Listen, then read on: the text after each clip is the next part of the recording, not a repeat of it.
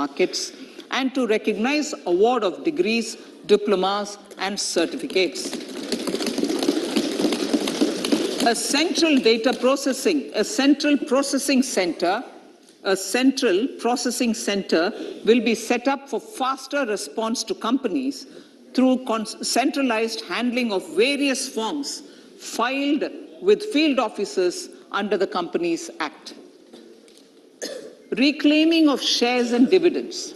For investors to reclaim unclaimed shares and unpaid dividends from the Investor Education and Protection Fund Authority with ease,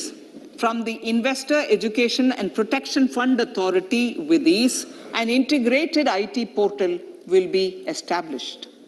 Digital payments continue to find wide acceptance. In 2022, they show an increase of 76% in transaction and 91% in value. Fiscal support for this digital public infrastructure will continue in 2023-2024. Azadi Ka Amrit Mahotsav, Mahila Samman Bachat Patra. For commemorating Azadi Ka Amrit Mahotsav, a one-time new small savings scheme, Mahila Samman Savings Patra or Savings Certificate, Mahila Samman Savings Certificate will be made available for a 2-year period up to March 2025. This will offer deposit facility up to 2 lakh in the name of a woman or girls for a tenure of 2 years at fixed interest rate of 7.5% with partial withdrawal option. Senior citizens. The maximum deposit limit for senior citizens savings scheme will be enhanced from 15 lakh to 30 lakhs of rupees. The maximum deposit limit for monthly income account scheme will be enhanced from 4.5 lakh to 9 lakh for single account and from 9 lakh to 15 lakh for joint account. Honorable Speaker, sir, fiscal management. 50 years interest-free loan to states. The entire 50-year loan to states has to be spent on capital expenditure within 2023-24. Most of this will be at the discretion of the states, but a part will be conditional on states increasing their actual capital expenditure. Parts of the outlay will also be linked to or allocated for the following purposes: scrapping old government vehicles, urban planning reforms and actions, financing reforms in urban local bodies to make them creditworthy for municipal bonds, housing for police personnel above or as part of the police station, constructing unity malls, children and adolescent libraries and digital infrastructure, and state share of capital expenditure of central schemes. Honorable Speaker, sir, fiscal deficit of states. States will be allowed a fiscal deficit of 3.5% of GSDP, of which 0.5% will be tied to power sector reforms. Revised estimates 2022 to 2023. The revised estimate, Honorable Speaker, sir, of the total receipts other than borrowing is 24.3 lakh crores, of which the net tax receipts are 20.9 lakh crores. The revised estimate of the total expenditure is 41.9 lakh crores of rupees, of which the capital expenditure is about 7.3 lakh crores. The revised estimate of the fiscal deficit is 6.4% of GDP, adhering to the budget estimate. So budget estimates of 2023-24. Coming to 2023-24, the total receipts other than borrowings and the total expenditure are estimated at 27.2 lakh crores and 45 lakh crores respectively. The net tax receipts are estimated at 23.3 lakh crores. The fiscal deficit is estimated to be 5.9% of the GDP. In my budget speech for 21-22, I had announced that we plan to continue the path of fiscal consolidation, reaching a fiscal deficit of below 4.5% by 2025-26, with a fairly steady decline over the period.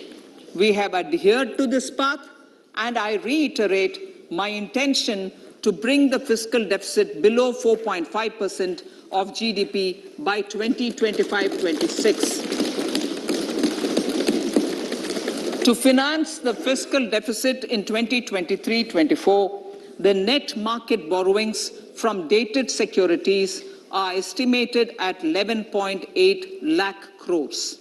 The balance financing is expected to come from small savings and other sources. The gross market borrowings are estimated at 15.43 lakh crores of rupees. Honorable Speaker, sir, I now move to Part B.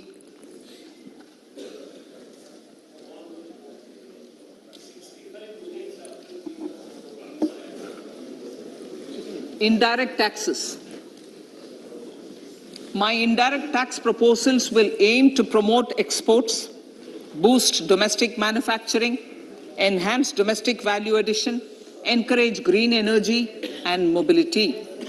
A simplified tax structure with fewer tax rates helps in reducing compliance burden and improving tax administration. I propose to reduce the number of basic customs duty rates on goods other than textiles and agriculture from 21 to 13. As a result, there are minor changes in the basic custom duties, cesses and surcharges on some items including toys, bicycle, automobiles and naphtha. Green mobility. To avoid cascading of taxes on blended compressed natural gas, I propose to exempt excise duty on GST paid compressed biogas contained in it. To further provide impetus to green mobility, customs duty exemptions is being extended to import of capital goods and machinery required for manufacture of lithium-ion cells for batteries used in electrical vehicles as well. Electronics. As a result of various initiatives of the government, including phased manufacturing program, mobile phone production in India has increased from 5.8 crore units valued at about 18,900 crore in 2014-15 to 31 crore units valued at 2,75,000 crore in the last financial year. To further deepen domestic value addition in manufacturing of mobile phones, I propose to provide relief to customs duty. I propose to provide relief in customs duty on import of certain parts and inputs like camera lens and continue the concessional duty on lithium-ion cells for batteries for another year. Similarly, to promote value addition in manufacture of televisions, I propose to reduce the basic customs duty on parts of open cells of TV panels to 2.5%. Electrical. To rectify inversion of duty structure and encourage manufacturing of electric kitchen chimneys, the basic custom duty on electric kitchen chimney is being increased from 7.5% to 15%, and that on heat coils for these is proposed to be reduced from 20% to 15%. Chemicals and petrochemicals. Denatured ethyl alcohol is used in chemical industry. I propose to exempt basic customs duty on it.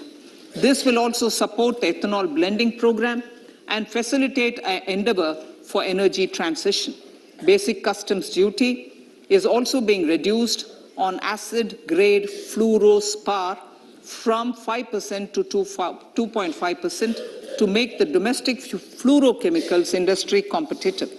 Further, the basic customs duty on crude glycerin for use in manufacture of epichlorohydrin is proposed to be reduced from 7.5% to 2.5%.